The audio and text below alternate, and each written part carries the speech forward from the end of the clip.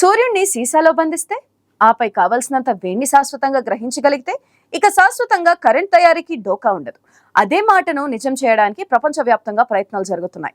మనిషికి ప్రకృతికి నష్టదాయకం కానిది, ఎన్నటికీ అంతం కాని ఇంధనం కోసం శాస్త్రజ్ఞులు ఎన్నో ఏళ్లుగా శ్రమిస్తున్నారు. అది వాస్తవ రూపం దాల్చడానికి సమయం దగ్గర పడింది. రాబోయే 2035 కల్లా ఫ్రాన్స్ లో, 2040 కల్లా బ్రిటన్ లో ఈ తరహా విద్యుత్ వెలుగులు వెలిగిపోనున్నాయి. ఆ తరువాత చీకట్లనేవే దాదాపుగా ఉండవు. ఎంతకాలమైనా నిరంతరాయంగా పనిచేసే ఈ విధానాన్ని ఆటోమిక్ ఫ్యూజన్ పవర్ అంటారు. నిజానికి ఈ తరహా శక్తి నుంచి కరెంట్ ఉత్పత్తి చేయడం గురించి ఎప్పుడో తెలుసు. కానీ 1930ల నాటి కాలం ఫ్యూజన్ పవర్ కాన్సెప్ట్ అన్నది మూర్ఖత్వంగా భావించేవారు. బొగ్గును మండించడం ద్వారా వచ్చే ఆవిరి శక్తిని ఉపయోగించుకుని కరెంట్ తయారు చేయడమే నిజమైనదని ఆ రోజుల్లో భావించారు. కానీ ఆ విధానమే ఇప్పుడు పర్యావరణానికి పెను ముప్పుగా మారింది. ప్రపంచానికి గ్లోబల్ వార్మింగ్ కారణంగా అనేక సమస్యలు తలెత్తుతున్నాయి. అందుకే ఇప్పుడు క్లీన్ ఎనర్జీ మీద దృష్టి పెట్టారు. అందులో భాగంగానే అటు ఫ్రాన్స్ లో, ఇటు బ్రిటన్ లో అటామిక్ ఫ్యూజన్ కు సంబంధించిన భారీ ప్రాజెక్టులు శరవేగంగా నిర్మాణం చేసుకుంటున్నాయి. నిజానికి ఫ్రాన్స్ లో తయారవుతున్నది భూగోళం పైన అత్యంత ప్రతిష్టాత్మకమైన ఓ భారీ ప్రాజెక్ట్ గా చెప్తున్నారు. సుమారు $21 బిలియన్ ఖర్చయి ఈ ప్రాజెక్ట్ ద్వారా అనేక ప్రయోజనాలు ఉన్నాయి. ఇందులోంచి ఏ రకమైన కాలుష్యాలు విడుదల కావు.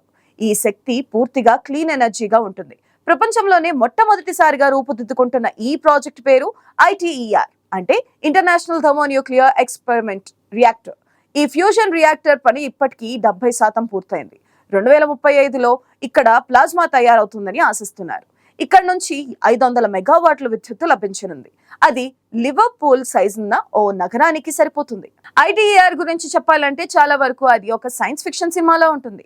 ఈ నిర్మాణంలో ఒక అతిపెద్ద అయస్కాంతం ఏర్పాటు చేశారు. దాని అయస్కాంత శక్తి ఎంత తీవ్రంగా ఉంటుందంటే సముద్రం లోపల మునిగిపోయిన ఓ విమానాన్నే బయటకు తీసేయగలదు. నిజానికి విమానం అల్యూమినియం లోహంతో తయారవుతుంది. కానీ లోపల ఉపయోగించే ఇనుమును అయస్కాంతం అంతలా ఆకర్షిస్తుందన్నమాట. ఇక మరో ఫ్యూజన్ రియాక్టర్ గురించి చెప్పాలంటే బ్రిటన్ వెళ్ళాలి. 2040 నాటికి పూర్తిగా పనిచేయగలిగే తమ ఫ్యూజన్ రియాక్టర్ తయారీ ప్రణాళిక గురించి బ్రిటన్ ప్రభుత్వం 2019లోనే ప్రకటించింది. ఫ్యూజన్ రియాక్టర్ లో విద్యుత్ ఉత్పత్తి కోసం వృత్తాకారంలో ఉన్న టోకామాక్ మాస్టర్ ప్లాన్ డెవలప్ చేయడం అనేది దీని మొదటి దశ. బ్రిటిష్ ఫ్యూజన్ రీసెర్చ్ కోసం ప్రత్యేకంగా ఈ డిజైన్ రూపొందించారు. ఇప్పుడు బ్రిటన్ లో STEP రియాక్టర్ కోసం తగిన ప్రదేశాన్ని వెతుకుతున్నారు. అయితే అన్ని అనుకున్నవి అనుకున్న కాలానికి పూర్తి కావు. కరోనా లాంటి మహమ్మారులు ఇలాంటి భారీ ప్రాజెక్టులకు స్పీడ్ బ్రేకర్లుగా మారుతుంటాయి. అయితే బ్రిటన్ దీన్ని 20 ఏళ్లలో నిర్మాణం పూర్తి చేయడం లక్ష్యంగా పెట్టుకుంది. వాణిజ్యపరంగా ఈ ప్రాజెక్టును విజయవంతం చేయడం అనేది నిజంగా చాలా పెద్ద పనిగానే చెప్పాలి. ఒకసారి ప్రధాన నిర్మాణం పూర్తయితే మిగిలిన సాంకేతిక పనులు వేగంగా జరిగిపోతాయి. ఫ్రాన్స్ తలపెట్టిన ITER డిజైన్ బ్రిటన్ STEP కంటే చాలా భిన్నంగా ఉంటుంది.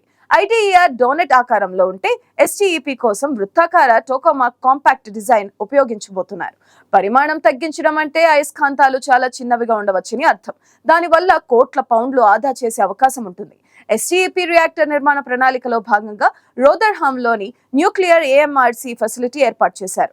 ఇక్కడ రియాక్టర్ కాన్సెప్ట్ డిజైన్ ను నిర్మాణ పదార్థాలతో నిర్మించే భవనం డిజైన్ గా మారుస్తారు. ప్రపంచంలో ఇప్పటి వరకు ఎన్నో రకాలైన విద్యుత్ ఉత్పత్తి కేంద్రాలు ఉన్నాయి.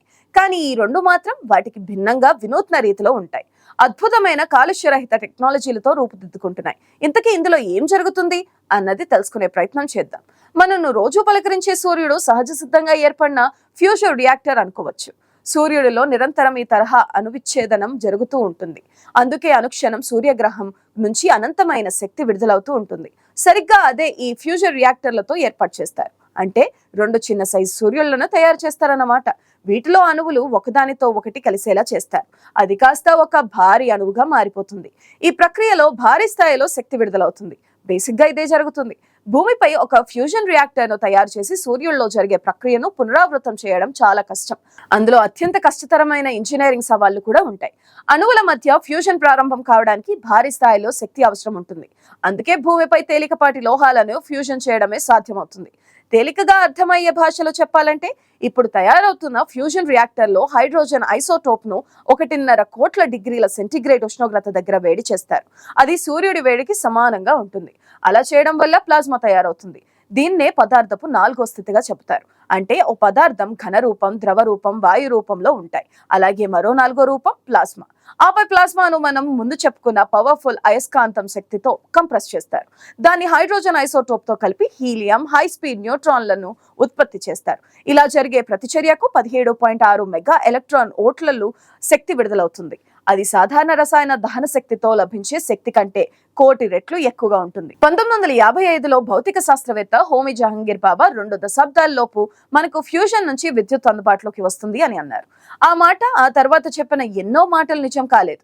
ఫ్యూజన్ ఇంకాస్త దూరంలోనే ఉంది అని ఎప్పుడూ అనిపిస్తూనే వచ్చింది, కానీ నిజ రూపం దాల్చలేదు. ఊహల్లో ఫ్యూజన్ ఎలా పనిచేస్తుందో అందరికీ తెలుసు. దురదృష్టవశాత్తు ఊహలు నిజం కావడం చాలా అరుదుగా జరుగుతుంటాయి. నిజానికి ఫ్యూజన్ అనేది ఒక ఇంజనీరింగ్ సవాలు, శాస్త్రీయ సవాలు కాదు. న్యూక్లియర్ ఫిషన్ విధానంలో భారీ అణువు ముక్కలై తేలికపాటి అణువులుగా మారుతుంది. దానికి భిన్నంగా న్యూక్లియర్ ఫ్యూజన్ అంటే మనం చెప్పుకున్న అణు విలీనంలో తేలికపాటి అణువులన్నిటినీ భారీ అణువుగా మారుతుంది.